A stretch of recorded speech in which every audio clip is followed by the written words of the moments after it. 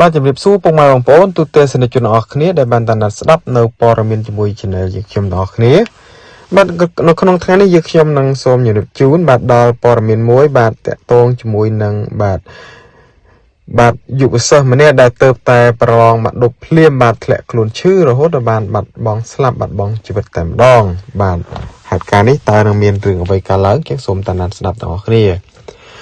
បាទយុបតីម្នាក់គឺបានខិតខំបាត់តស៊ូរៀនរហូតអស់រយៈពេល12ឆ្នាំហើយដែលទៅតែប្រឡងបាក់ឌុប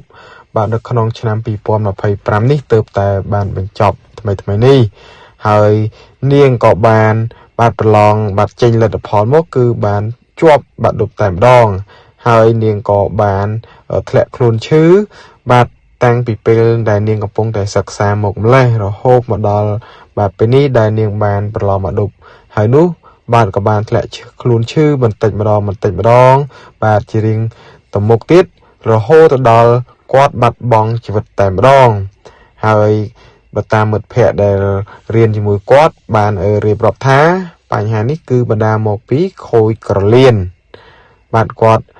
លាងឈាមបាទនឹងមានបញ្ហាសួតទៀតណាគឺមានបញ្ហាច្រើន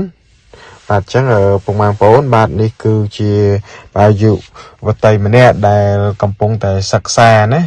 ថ្នាក់ទី12ទៅតែរៀនបានបញ្ចប់ហើយលទ្ធផលបាក់ឌុបក៏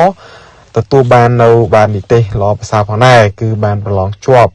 ហើយអំឡុងពេលដែលគាត់កំពុងតែរៀនសិក្សានោះគឺគាត់បានមានជំងឺជាប់ខ្លួនស្រាប់ទៅហើយបាទរហូតដល់ពេលដែលប្រឡងជាប់ហើយនោះគឺក៏ជំងឺនឹងកាន់តែធ្ងន់ធ្ងរទៅរហូតទៅដល់បាទស្លាប់បាត់បង់ជីវិតហើយបញ្ហានេះគឺបណ្ដាមកពី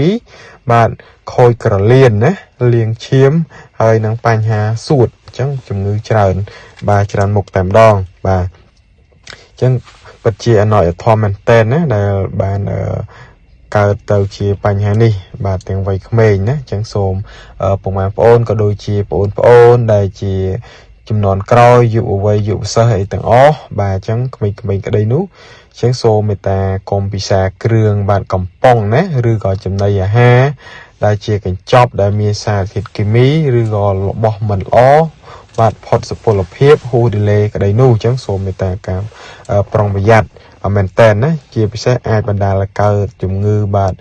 ខូចក្រលៀនទឹកនោមផ្អែមបាទជាដើមរហូតអាចបាត់បង់ស្លាប់ជីវិតតែម្ដងណាអញ្ចឹងសូមមេត្តាការប្រុងប្រយ័ត្នអស់គ្នាជាពិសេសក្មេងៗបាទឬក៏យុវសិស្សក្តីណាអញ្ចឹងបញ្ហានេះយើងឃើញមានច្រើនមកហើយ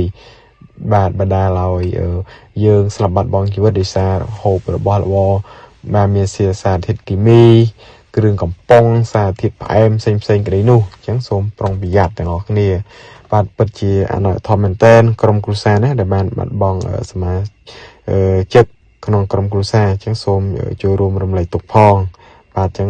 មានតែប៉ុណ្្នឹងទេពុកម៉ែបងប្អូនដែលបានជូនព័ត៌មានបានដឹងដល់គ្នាឥឡូវ